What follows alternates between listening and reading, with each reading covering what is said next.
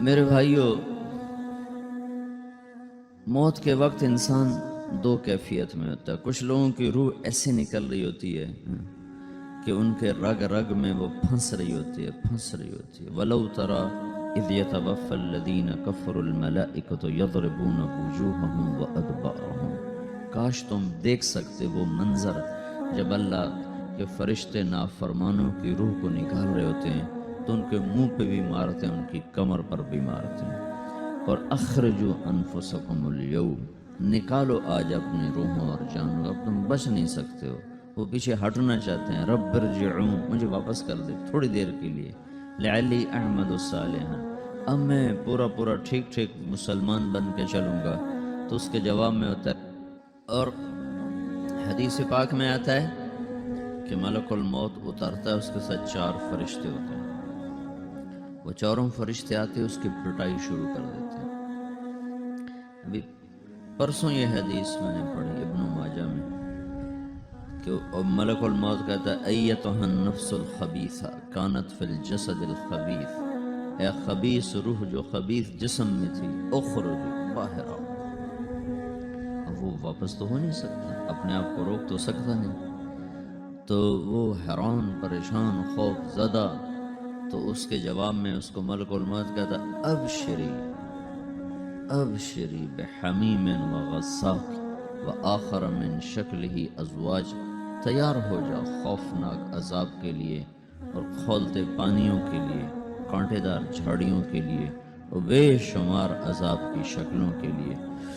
تو اس کی روح کو جب کھینچتے ہیں تو رگ رگ سے وہ کٹ کے نکلتی ہے، تو سارا وجود زیر و زبر ہوتا ہے، سکرات کا درد ساری دنیا کے دردوں پر حاوی ہے۔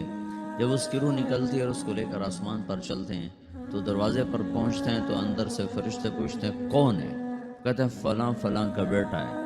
کہا نفس خبیثہ فی الجسد الخبیث، یہ تو وہی بدماش ہے جو بدماش جسم میں تھا، یہ وہ بدبخت روح ہے جو بدبخت جسم میں تھی، اس کے لیے آسمان کے دروازے نہیں کھول سکتے، اسے واپس کر دیا جائے۔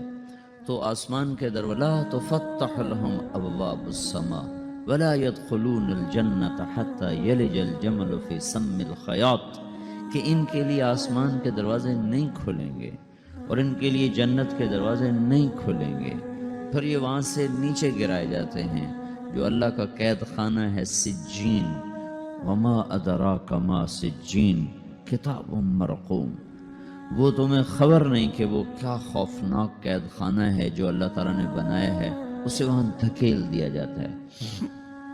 پھر قیامت تک اس کے لیے انتظار کی گھڑیاں ہیں اور عذاب کی شدت ہے۔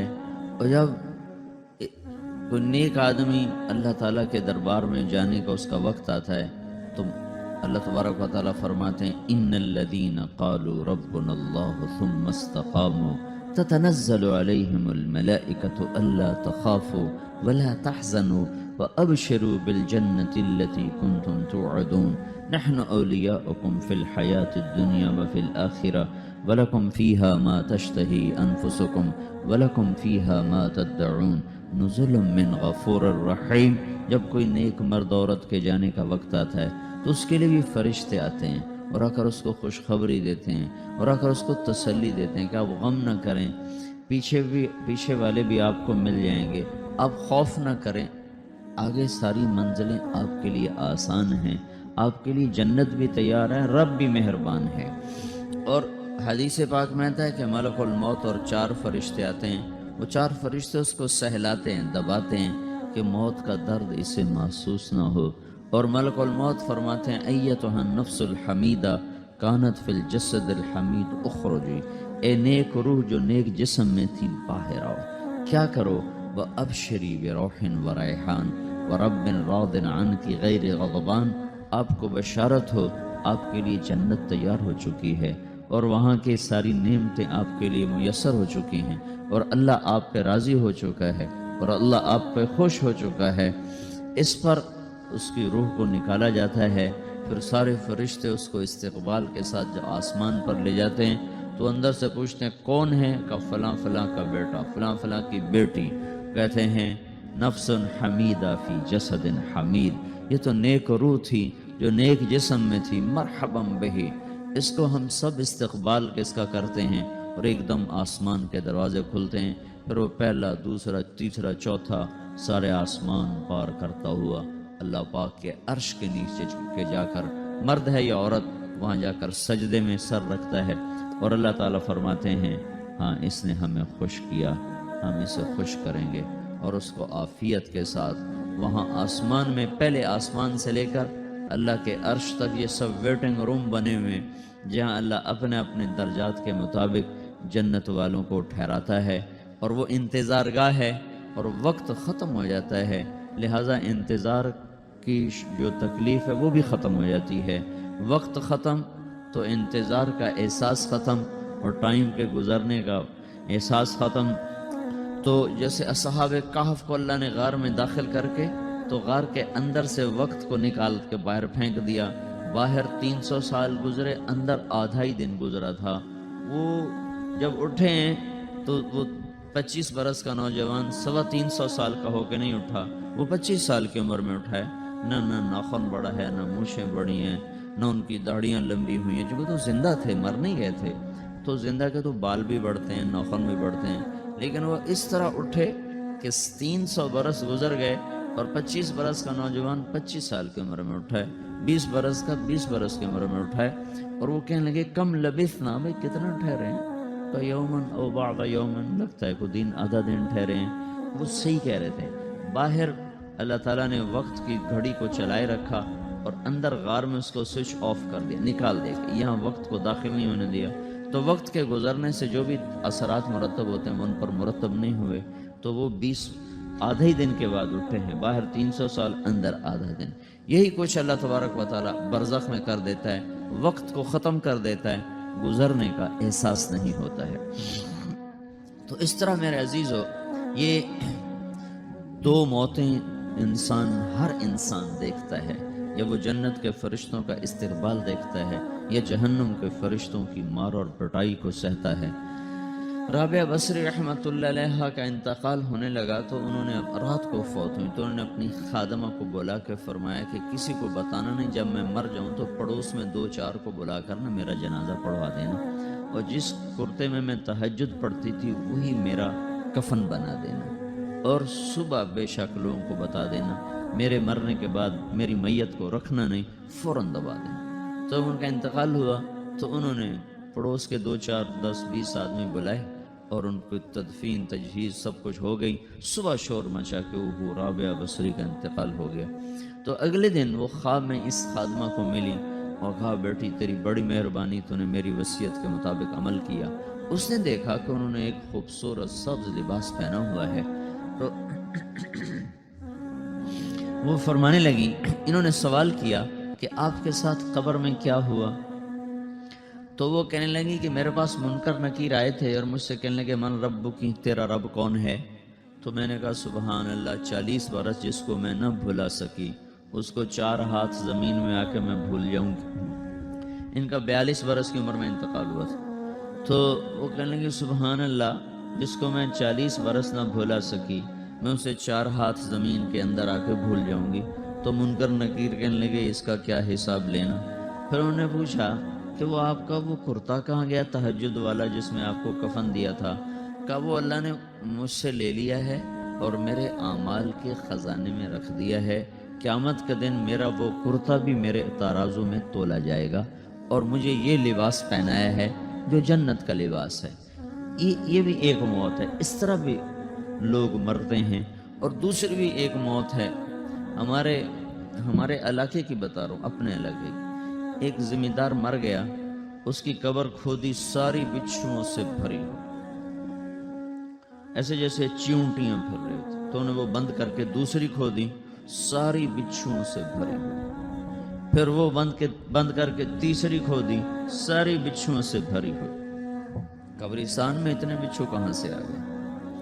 یہ زمین کے بچھو نہیں ہیں، یہ آخرت کی بلائیں ہیں جس کے ساتھ اب اس سے قیامت تک رہنا ہے اور گزارا کرنا ہے۔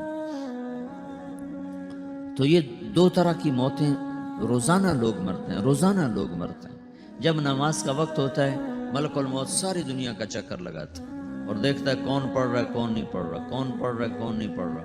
جو نماز کی پابندی کرتا ہے اس کی موت آسانی سے ہوتی، جو نماز میں غفلت کرتا ہے اس کے ساتھ موت کے وقت شدت اور سختی اختیار کی جاتی۔ تو بھائیو، یہ ایک جسم ہے، ایک روح ہے۔ روح باقی رہنے والی چیز ہے، جسم مٹ جاتا ہے، پھر اللہ سے قیامت کے دن نیا جسم عطا فرمائے گا، ایک نیا جسم دیا جائے گا۔ روح وہی ہے جو اللہ کے خزانوں میں جمع ہو جاتی ہے۔ نافرمان کی سیاہ کالی روح ہوتی ہے، فرما بردار کی روشن چمکدار روح ہوتی ہے۔ تو اللہ نے کچھ تقاضے جسم کے رکھے ہیں اور کچھ روح کے رکھے ہیں۔ جسم کے تقاضے پورے نہ کرو تو یہ پریشان ہو جاتا ہے، روح کے تقاضے پورے نہ کرو تو یہ پریشان ہو جاتی ہے۔ روح کی پریشانی جسم سے زیادہ ہے، چونکہ روح کی طاقت جسم سے زیادہ ہے۔ جسم مٹی سے بنا ہے، اس کی غذا بھی مٹی سے نکلتی ہے۔ روح آسمان سے ہے، اس کی غذا بھی آسمان سے ہے۔ روح کا تعلق جب تک اللہ سے نہیں جڑتا، اس سے بھوک اور پیاس لگتی رہتی ہے۔ جسم کو جب تک روٹی اور پانی نہ ملے یہ تڑپتا اور پریشان رہتا ہے۔ جیسے اللہ تعالیٰ نے ہمارے جسم میں روٹی اور پانی کی طلب کو بے ساختہ رکھ دیا ہے۔ میں بیان کے دوران بھی پانی پی رہا ہوں، آپ دیکھ رہے ہیں کہ میرا حلق سوکھ جاتا ہے، مجھے طلب محسوس ہوتی ہے پانی، حلق سوکھتا ہے پانی کی طرف بھاگتے ہیں، بھوک لگتی ہم روٹی کی طرف بھاگتے ہیں۔ یہ ایک ایسا اندر میں آٹومیٹک سسٹم ہے کہ ہم اس کو آف نہیں کر سکتے۔ یہ سوتے سوتے بھی بھوک کی وجہ سے آنکھ کھل جاتی، سوتے سوتے پیاس کی وجہ سے آنکھ کھل جاتی ہے۔ یہ ایسا خود اللہ تعالیٰ نے ساختہ نظام بنایا ہے کہ آپ اپنے جسم میں روٹی اور پانی کی طلب کو نہیں نکال سکتے۔ میرے عزیزو، ٹھیک اسی طرح اللہ نے انسانی روح میں اپنی طلب رکھ دی ہے اور اپنے رسول کی طلب رکھ دی ہے۔ یہ دو طلب ایسی ہیں کہ یہ آپ کے جسم روح سے نکل نہیں سکتی۔ جیسے بھوکا روٹی نہ کھا لے، پیاسا پانی نہ پی لے، اسے چین نہیں آ سکتا۔ وہ روح جو اللہ اور اس کے رسول سے نہ آشنا ہے، جب تک وہ وہاں تک پہنچ نہیں جاتی اسے چین نہیں آ سکتا، اس کا اندر پریشان رہے گا۔ 1997 میں جب جنید جمشید سے میری پہلی ملاقات ہوئی تو اس نے مجھ سے یہ سوال کیا کہ مولوی صاحب، ایک پاکستانی نوجوان جس گلیمر کو خوابوں میں دیکھتا ہے، وہ گلیمر تو مجھے زندگی میں ویسے ہی حاصل ہے، میرے چاروں طرف زندگی کا رقص ہے اور میری زندگی کی ہر خواہش، ہر تمنا پوری ہے، اس کے باوجود میرے اندر اندھیرا ہے، میرے اندر خلا ہے۔ مجھے لگتا ہے میں وہ کشتی ہوں جس کا کوئی ساحل نہیں، جس کی کوئی سمت نہیں۔ www.dasquran.com ایسا نہیں ہونا چاہیے۔ ایک عام لڑکا تو کہتا ہے ہائے کاش یہ ہوتا، اس کو وہ نہیں ہو رہا تو پھر وہ پریشان ہے، ہائے یہ ہوتا، ہائے وہ ہوتا۔ تو میں تو ہائے نہیں کرتا ہوں، میری تو ہر لذت اور خواہش میرے سامنے تشتری میں سجا کے پیش کی جا رہی۔ میں کیوں ایسا کر رہا ہوں؟ میں ہائے ہائے کیوں کر رہا ہوں؟ میرا اندر ویران کیوں ہے؟ میرے اندر میں خلا کیوں؟ یہ وہی خلا ہے کہ وہ روح کی پیاس کو شراب میں بجھانا چاہتا ہے، وہ روح کی پیاس کو لڑکی میں بجھانا چاہتا ہے، وہ روح کی پیاس کو موسیقی سے بجھانا چاہتا ہے، وہ روح کی پیاس کو دنیا کی رعنائیوں میں 5 سٹار ہوٹلوں سے بجھانا چاہتا ہے۔ روح کیا جانے روٹی کیا ہے، شراب کیا ہے، پانی کیا ہے، عورت کیا ہے، موسیقی کیا ہے، گھنگرو کیا ہے، پائل کیا ہے، چھنکار کیا ہے، روح کو ان چیزوں کی کیا خبر؟ امریکہ میں ہماری ایک جماعت تھی تو 4 لڑکے 2 لڑکیاں، 4 لڑکیاں 2 لڑکے مسلمان ہیں۔ تو ایک لڑکے کا نام رکھا تھا ابراہیم، اور اس کو جب پڑھایا نا کلمہ، انہوں نے کہا ہائے، انہوں نے کہا ہائے، وہ دونوں ہاتھ یہاں رکھے سینے پر، دل پر، کہا ہائے۔ تو ہمارے ساتھی ہیں ڈاکٹر اختر، وہ کہنے لگا کیا ہوا کیا ہوا؟ کہنے لگا جب سے ہوش سنبھالا یہ جگہ خالی تھی، یہ تیرے کلمہ پڑھانے پر بھر گئی ہے، کہ میری خوشی سے ہائے نکل گئی۔ یہ جگہ خالی رہے گی، یہاں شراب نہیں پہنچ سکتی، یہاں نغمہ اور موسیقی نہیں پہنچ سکتے، یہاں تالے لگے ہوئے ہیں، یہاں تک کوئی آواز نہیں جا سکتی۔ دل کے تاروں پر ایک ہی نغمہ چھڑ سکتا ہے اور وہ اللہ کی یاد کا ہے اور اللہ کی محبت کا ہے اور اللہ کے رسول کی محبت کا ہے۔ باقی کوئی مضراب ایسا نہیں جو ان تاروں کو چھیڑ سکے، باقی کوئی چیز آواز ایسی نہیں جو دل کی دنیا پر جا کر دستک دے سکے۔ یہاں بند دروازے ہیں، یہاں صرف اللہ پہنچے گا، اللہ کا رسول کا تعلق پہنچے گا، باقی کوئی چیز یہاں نہیں جا سکتی۔